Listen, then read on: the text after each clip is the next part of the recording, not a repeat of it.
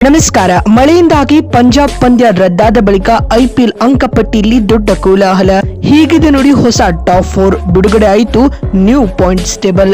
ಹಾಗಾದರೆ ಸುದ್ದಿಯ ಕಂಪ್ಲೀಟ್ ಮಾಹಿತಿ ಏನು ಎನ್ನುವುದನ್ನ ಈ ವಿಡಿಯೋದಲ್ಲಿ ತಿಳಿಸ್ಕೊಡ್ತಾ ಹೋಗ್ತೀನಿ. ಆದ್ದರಿಂದ ವಿಡಿಯೋವನ್ನ ಕೊನೆವರೆಗೂ ನೋಡಿ.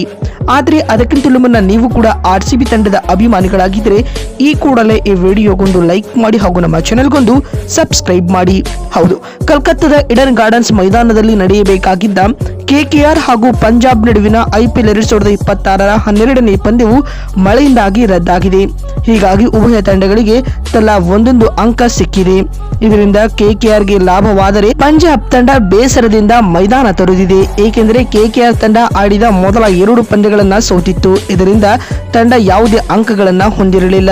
ಆದರೆ ಈ ಪಂದ್ಯ ರದ್ದಾದ ಕಾರಣ KKRಗೆ 1 ಅಂಕ ಸಿಕ್ಕಿದೆ. ಇತ್ತ ಪಂಜಾಬ್ ಮೊದಲ 2 ಮ್ಯಾಚ್ಗಳನ್ನ ಗೆದ್ದು 4 ಅಂಕಗಳನ್ನ ಪಡೆದುಕೊಂಡಿತ್ತು. ಇದೀಗ ಈ ಮ್ಯಾಚ್ ಕೂಡ ಗೆದ್ದು 6 ಪಾಯಿಂಟ್ ಪಡೆಯುವ ಆಪರ್ಚುನಿಟಿ ಇತ್ತು. ಆದರೆ ಇದಕ್ಕೆ ಮಳೆರಾಯ ಅವಕಾಶ ಮಾಡಿಕೊಟ್ಟಿಲ್ಲ.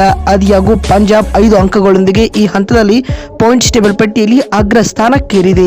ಇದಕ್ಕೂ ಮುನ್ನ ಈ ಪಂದ್ಯದಲ್ಲಿ ಟಾಸ್ ಗೆದ್ದು KKR ಮೊದಲು ಬ್ಯಾಟಿಂಗ್ ಆಯ್ದುಕೊಂಡಿತ್ತು. ಆದಾಗ್ಯೂ ತಂಡಕ್ಕೆ ಉತ್ತಮ ಆರಂಭ ಸಿಕ್ಕಿರಲಿಲ್ಲ. ತಂಡದ ಪ್ರಮುಖ ಬ್ಯಾಟ್ಸ್ಮನ್ಗಳಾದ ಫಿನ್ ಆಲೆನ್ ಹಾಗೂ ಕ್ಯಾಮರನ್ ಗ್ರೀನ್ ಬಹುಬೇಗನೆ ವಿಕೆಟ್ ಒಪ್ಪಿಸಿದರು. ಇದರಿಂದಾಗಿ ಈ ಪಂದ್ಯದಲ್ಲಿಯೂ KKRಗೆ ಸೋಲು ಖಚಿತ ಎಂದು ತೋರುತ್ತಿತ್ತು.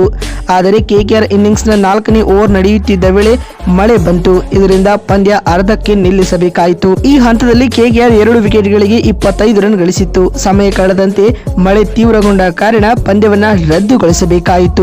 ಇನ್ನೀಗ ಪಂದ್ಯ ರದ್ದಾದ ಬಳಿಕ ಬಿಡುಗಡೆ ಆಗಿರುವ ಹೊಸ ಪಾಯಿಂಟ್ಸ್ ಟೇಬಲ್ ಪಟ್ಟಿ ಯಾವ ರೀತಿಯಾಗಿದೆ ಅಂತ ನೋಡ್ತಾ ಬರುವುದಾದ್ರೆ, ಮೊದಲ ಸ್ಥಾನದಲ್ಲಿ ಪಂಜಾಬ್ ತಂಡವಿದ್ದು PBKS ಆಡಿದ 3 ಮ್ಯಾಚ್ಗಳಿಂದ 2 ಗೆಲುವು 1 ಡ್ರಾನೊಂದಿಗೆ ಅಂಕಪಟ್ಟಿಯಲ್ಲಿ 5 ಅಂಕಗಳನ್ನು ಪಡೆದುಕೊಂಡು ಮೊದಲ ಸ್ಥಾನದಲ್ಲಿದೆ. ಇನ್ನು ದ್ವಿತೀಯ, ತೃತೀಯ ಹಾಗೂ 4ನೇ ಸ್ಥಾನದಲ್ಲಿ ಕ್ರಮವಾಗಿ RCB, ರಾಜಸ್ಥಾನ್ ಹಾಗೂ ಡೆಲ್ಲಿ ತಂಡಗಳಿದ್ದು, ಈ 3 ತಂಡಗಳು ಆಡಿದ 2 ಮ್ಯಾಚ್ಗಳಿಂದ ಆ 2 ಮ್ಯಾಚ್ಗಳನ್ನ ಕೂಡ ಗೆದ್ದುಕೊಂಡು 4 ಅಂಕಗಳೊಂದಿಗೆ ಅಂಕಪಟ್ಟಿಯಲ್ಲಿ ದ್ವಿತೀಯ, ತೃತೀಯ ಹಾಗೂ 4ನೇ ಸ್ಥಾನವನ್ನ ಪಡೆದುಕೊಂಡಿದೆ. ಹಾಗೂ 5ನೇ ಸ್ಥಾನದಲ್ಲಿ ಸನ್ ರೈಸರ್ಸ್ ಹೈದರಾಬಾದ್ ತಂಡವಿದ್ದು, SRH ಆಡಿದ 3 ಮ್ಯಾಚ್ನಿಂದ 2 ಸೋಲು 1 ಗೆಲುವು ಕಂಡು 2 ಅಂಕಗಳೊಂದಿಗೆ ಅಂಕಪಟ್ಟಿಯಲ್ಲಿ 5th ಪ್ಲೇಸ್ ನಲ್ಲಿದೆ.